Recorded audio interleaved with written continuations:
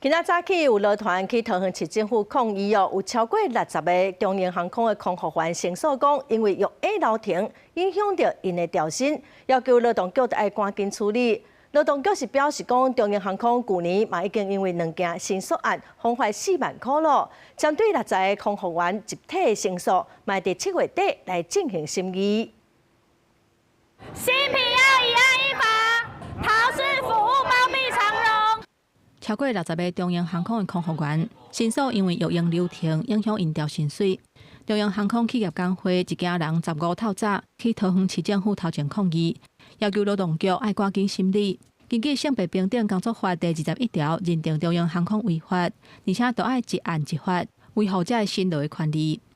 我也是受到育婴留职停薪，后续有一些不利对待影响的受害者当事人。然后我是在23年生了孩子之后，我就进行了6个月的留职停薪。长荣航空它调薪的制度，它是说我们要用在职的天数，然后它认定育婴留停的话是不在职的天数，这个就是对于育婴留停的不利待遇。劳团表示，针对中央育婴留停影响调薪水的事件，伫空服员入狱假申诉成功了后，已经有超过60个中央的空服员同款嘛提起申诉。不过，中央航空对桃园市府的认定不服，搁再向劳动部提诉愿嘛失败。妇女新知嘛站出来表示，这个记者会诉求是针对上基本辛劳申请育婴留停的法定请求权，嘛呼吁劳动局就要一案一概处分。长荣航空不应该以育婴留职停薪，所以不在职的理由来影响受雇者调薪的权益。这不只是无视性别平等工作法的精神，也是歧视有照顾需求的受雇者。去年我们有收受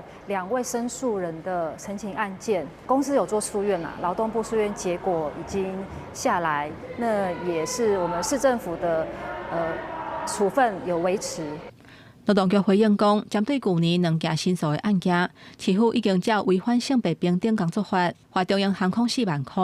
另外，后来收到超过60位中央空服员的申诉，会伫7月底召开性平大会审议，会依法来理清案件。针对这个指控，中央航空回应讲，调薪水并无因为育婴留停有特别的考虑。针对调薪水的争议，去互处分这案，已经有按主管机关的意见，加做2025年调薪水的参考，嘛通知前2年可能受到影响的员工，后续会当依法提起司法的救济。记者综合报道。